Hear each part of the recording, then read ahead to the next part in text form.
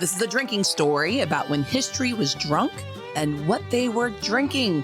Hi, I'm Melissa. I am a tour guide in Annapolis, Maryland, and I am fascinated with the intersection of history and alcohol. Because you'd be surprised, for most of our history, we were pretty fucking blitzed.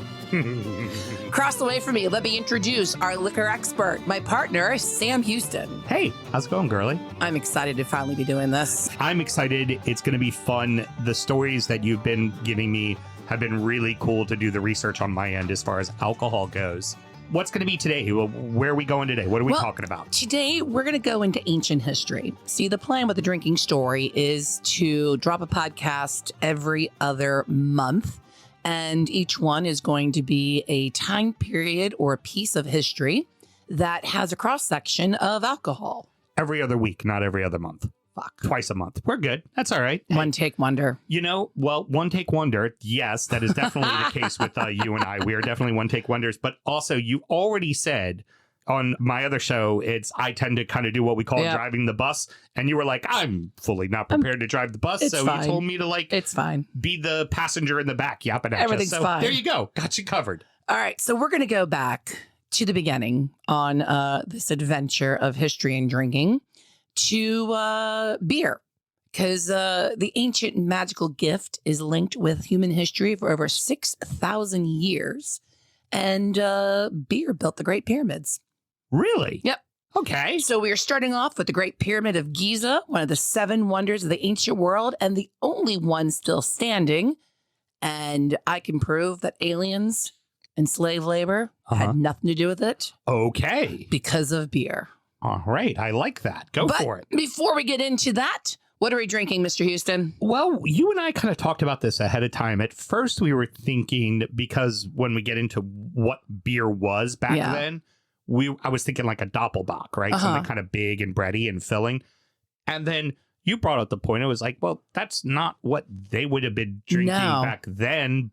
So we went kind of modern. And we're looking at the first dynasty of Egypt around 3000 to 4000 BCE. Very cool. Yes. So in that regards, specifically 2000 years. it's funny. You see, like, liquor expert, and then the first thing we do is beer. And for anyone who knows me, beer is the oldest. They know I'm trash and I drink really shitty domestic beer. Like, I'm an unapologetic ice house drinker. So figuring out the beer was a bit of a challenge, but realize there's this cool line of beers from a local brewery that's on the Eastern Shore, but also has a setup here in where we live called RAR. And their line is called Out of Order. And they're these desserty, sour, fun beers. They constantly change what flavors they put into them and stuff like that. And that's going to be kind of more like what the Egyptians would have drank. Something thicker, something like a smoothie. But it would also have some sourness to it because you're not filtering out all the yeast. It would probably have some honey and herbs and fruit put into it because it might have a little bit of a funky kind of taste to it. So, and I kind of felt like these would be fun to do, right? All right. So, well, we've got 2 pulled up. The first one, do these even have names? I don't think it does. Our family's first kidnapping. Give you an idea of their brand. This one is made with copious amounts, and they put that in most of their descriptions, of raspberry cookies, pineapple, and lactose. Yeah. And they also use the slush puppy dog as the can art for every single one. Now, at RAR, they have these in a cooler along the back. And when we went in, it was crowded, it was loud, and their ingredients are really tiny. So I am going to admit to y'all, we definitely picked them based on can art. And then we whittled it down to the 2 we're going to drink today. Yeah, that's exactly what happened. But also, we can very definitively say when it comes to RAR, it's kind of like Oreo cookies. Oh, they're all good. Like every flavor that comes out, even if it's not your bag, is like, well, I mean, that's good. Yeah. It doesn't suck, that's for sure. The other one we're drinking is their Out of Order series called Self Portrait. This is brewed with passion fruit, pineapple, and strawberry.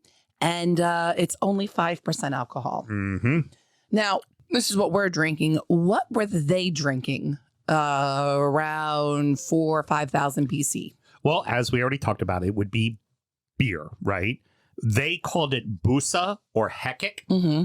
And then what they would typically use is wheat because barley grows in the cold. So wheat is what grows in the desert. This wheat would typically be a wheat called Emmen wheat. Okay. Modern day, we know that is farro, right? It is lower in gluten, higher in kind of calorie content, and nutritional value as well. So a smoothie beer. Yeah, basically. And this would be low ABV, and it would fill you up more than it would get you drunk, right? Honestly, it would be the modern day equivalent of like a protein shake, right? You think in the morning you make that like energy shake before you go kind of work out kind of thing.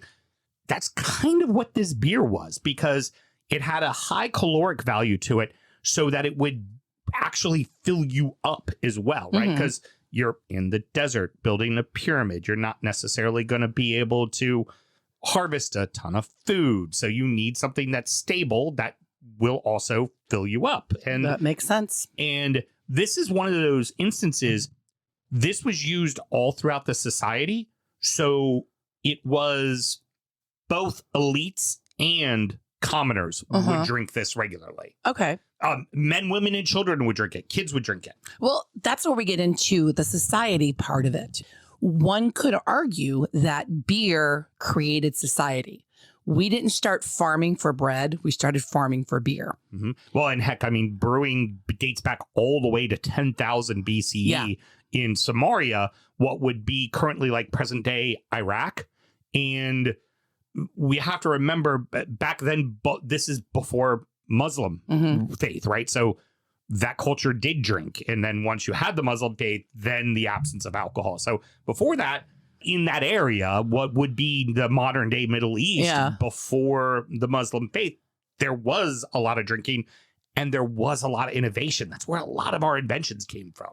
The world's oldest industrial scale brewery dates back to Egypt's first dynasty around 3000 BCE. And it produced over 22,000 liters or 5,800 gallons for those that refuse the metric system a week. Wow. That's in one batch. That is well over 1 million liters a year, which is almost mind-boggling in ancient terms. To put this in perspective, one batch from this brewery could give everybody in a packed stadium a pint and a half. Holy. And we're talking like... Wow. And this is how a beer was like a symbol of power. This requires hundreds of people, not only to brew the batches, but to grow the harvest and transport the grain and lug the water and the wood and make the pottery to make tens of thousands of bottles. This shows you the widespread organization and control of the early Egyptian king. Yeah, no shit. It's the ability to amass all of those simple working parts and organize it all together that it all produces and gets done is baffling. And that's just beer. Not even getting into the farming and the baking and the grain. There was such a network of communication and labor that it's hard to imagine. And so because of that industrial brewery, we know at least 1,000 years later, they had the logistics and the capabilities of building the Great Pyramid. Absolutely makes sense. They would. It's. I know you're going to talk more about it all as a whole, but you think of the wonders of the world and the pyramids in particular, because it's such big stones and the time frame that it was. You kind of think that it's an impossibility, right? Where that's why they come up with it must have been aliens. It must have been this. It must have been. It was state labor, not slavery, and that is a very important distinction. The workers that built the pyramids were Egyptian citizens. Labor was a form of tax or service owed to the state, similar to the draft. Most were seasonal workers, farmers that worked generally when the Nile was flooded and their fields were underwater and they had nothing to do anyways. And it would have been considered an honor to do a service working on the pyramid. We've talked about this before. It's South Korea. Mm-hmm. Everybody has to do military service at some point, right? And the only way they'll let you off of it is like if a sport team won a major championship, they would allow those people to not have to do service. But yeah, that makes total sense. And so this wasn't arduous. This was, dare I say, probably fun labor. Okay. And I'm pulling that from the graffiti and the sites they had built around it. You would have had skilled specialists that were probably there year round. Those are your stone cutters, your surveyors, your engineers, your tool makers. They were probably employees. Then you have the rotating crew of laborers. And we're talking any given time, maybe 3,000 to 5,000 people working at a time on the pyramid. Okay. Now, over a course of the 20 some years they're going to make it, this is tens of thousands of people, but not everybody's working at the same time. Oh, also real quick, anybody who thinks we're kind of whitewashing slavery at all, fear not. There are plenty of times in history to talk about slavery. And oh boy, will we, AKA rum. We're going to ease you into it, but trust when I say we are tackling these topics head on with alcohol. Right.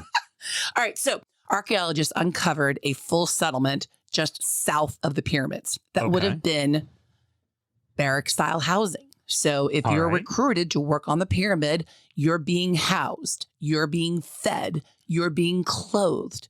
There were butcheries. Workers ate beef and goat and fish. There were clinics. Skeletal remains showed that there were healed broken bones and amputations, meaning that workers were treated and cared for.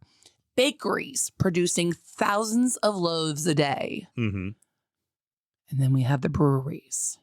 Because you see, beer was a guaranteed daily ration. And everybody that worked on the pyramids were paid within 1.5 gallons of beer a day. And yes, some of that was while you were working on the pyramid, but a lot of that was when you were done working on the pyramid. They had nightly festivals and parties and drinking gatherings. Oh, very cool. Yeah. And part of the reason why beer worked great, because you get a little buzz. 2.5% alcohol. That's not nothing when you are drinking it by a gallon. Yeah. You get all of your calories and you don't have to stop working to eat. You're drinking your beer, ration, food all day long. So it's kind of like living off of a slightly alcoholic power shake. Yeah, that makes total sense. And as we mentioned, the grain that they're using had a high caloric value to it. So bunch of calories. So you're actually getting the calories you need for the day. And also remember, back in the day, water would kill you, right? So this is how you're getting hydration. Everybody. This Man, woman, child, everybody drank beer, and a lot of beer. And like I said, the rations went beyond the working hours. Best estimate, there was about 30,000 people working on the pyramids over time. Okay. And beer was such an essential and respected part of Egyptian culture that in the list of excuses that people would put for missing work, brewing beer at home was an acceptable excuse. I mean, yeah. Sorry, couldn't make it in. I had a batch of beer I had to finish up. No problem. Well, also because that batch of beer was going to feed your family. Yeah. Or sustain your family. And the reason why I know, or I should say suspect, that drinking was also considered to be a pleasure while they were working, these construction crews were broken into different groups, kind of like an army platoon. Okay. You'd have 4,000 broken into 4 crews of 1,000 each, broken into companies, broken into smaller. These groups that are working 1,000 at a time, you have camaraderie, you're living together, you're hanging out together, you're working together, and there's a lot of graffiti identifying different groups that were there. One of the groups working on the second period, calling themselves the Drunkards of Manicure. I love it. So yeah, they were definitely enjoying themselves while they were working. Now, that's what the working class was drinking during the building of the pyramids. What were the elites drinking? So elites were drinking this beer, right? Again, because this had substance to it. Also a way of drinking water. You would also have wine, right? Wine's considered a luxury. Not always made from grapes, right? Think about what was available in that area. So dates, figs, and grapes would be used. So really, like royalty would drink grapes, right? Where, just higher class royals would drink or higher class civilized people would drink figs and dates. Other things, though, that were really a big deal that we take as just commonplace nowadays, milk and juice. Really? Fruit juice and milk, because, yes, if you owned a goat, you could take that goat's milk. Right? But how many people were goat herding? And in most instances, you're probably, as a lower serf, I guess, for the lack of a better term, or a citizen, you're probably doing all that milk and it's going to the royals as opposed to staying with you. That makes sense. Yeah. Because, how are you paying your taxes? There's money, but it's not like money is what drives everything. So it's all in barter. Right. So a person who owns an orchard is probably giving their fruit as tax or currency to be able to get the things they need for their household. They probably keep a little for themselves, but not a lot. Now, a middle-class household or a regular farming household at that time period, it's not that everybody got their own bottle of beer to drink. There'd be a large pottery pitcher, essentially, filled with the beer, and then there'd be long reed straws. Imagine we were just on vacation and we got a giant fishbowl of liquor. Yeah. 4 of us around drinking out of it. Yeah. Imagine that, but a giant, planter filled with beer that the whole family is partaking in all day. Well, let's also remember where we are. We're in the Middle East, right? Guess what famously isn't in the Middle East? Trees. So it's not like there's going to be barrels, right? We have to stop thinking like Europeans in this situation, because that's not even really civilization yet, right? Like up there in the Germanic areas, it's all barbarians and crap up there. So what you have to work with is sand and clay, and you make pots and you dry those pots. And like you said, reeds, that's right by the water. You can take that and hollow it out and make it into when it leaves the sediment in the bottom, and then you're just drinking all the good stuff. So you're, again, drinking an unfiltered beer. You just don't put your straw in too deep. Yeah, we also have to remember in the world of brewing, right? You're not filtering out the dead yeast cells or anything like that. You're pretty much probably making it in the giant ceramic pot. Yeah. And that's it. That's your voila. That's true. I didn't think about that. Yeah. Yeah, you're making it in the big ceramic pot. Everybody knows not to stick their straw in the bottom. And then I would imagine they're smart enough to... So if you're time traveling and you're offered a long reed to stick into a giant pot, be careful how deep you go. And then I imagine whatever's left in the bottom, the slurry, probably was given to cattle and goats and things like that for feeding. Yeah. Right? Because, again, you want to use... Everything has to be used. If you're going to kill a cow, everything, the bones, the skin, everything has to be used. You can't waste a fucking thing. That goes into the building of the pyramids. There's a lot of theories. They know about how the pyramids were built. They just don't know whether there was a ramp mechanism on the outside, on the inside, like the exact mechanics of it. And one researcher that I was looking into brought up that they did recycle every piece of the project. So if there was a giant ramp leading up to the Great Pyramid, they probably recycled all of those materials into the second pyramid. Right. Everything got broken down and was reused, so there wouldn't be a whole lot of trash. Fortunately, there's stuff that's buried and we still find things, and that's how there's historians and archaeologists able to piece together the stories. Now, one more thing about Egypt and drinking. The Egyptians weren't all work and no play. Okay. There was definitely a lot of overindulging, and you're going to be quite surprised to find out this happened during religious festivals. Oh, of course. So what brought me to the topic of a drinking story is specifically the intersection of religion and alcohol. Mm-hmm. I grew up with part of my family being LDS, part of the church, Mm-hmm. and part of my family being Southern Baptist, Mm-hmm. both having very negative and conservative views on drinking. Mm-hmm.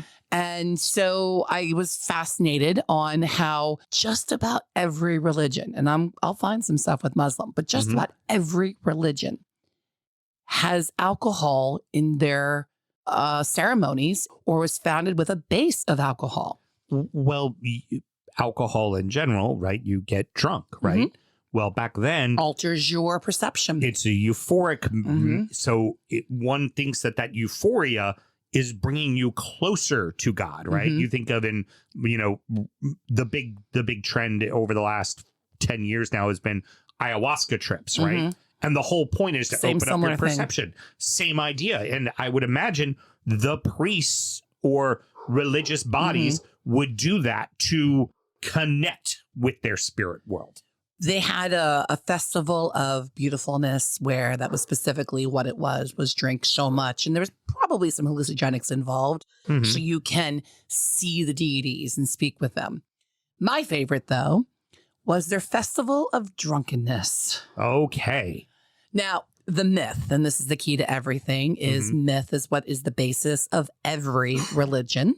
According to Egyptian religious texts, the sun god Ra became angry because the humans stopped respecting him. Okay. So he sent Sekhmet, basically divine wrath in physical form, to punish humanity. Well, apparently she didn't just punish them, she almost wiped out the human race. According to their legends, she became intoxicated by bloodshed and would not stop. Ra panicked. Mm-hmm. So Ra and the other gods came up with a plan. They dyed 7,000 jars of beer red and flooded the fields with it so it looked like blood. Skatnik drank it. She got incredibly drunk and passed out. And when she woke up, she was no longer the destroyer. She became Hathor, the joyful goddess of love, music, dancing, and celebration. It is. It's interesting because I a little bit about Greek mythology, and you think about Bacchus and All like of it. Ares and all. Mhm. All of it's very similar. Yep. It's just different parts of the world and their Yep. perception of it. Different parts. Humanity survived because a goddess got blackout drunk. Now, Brilliant.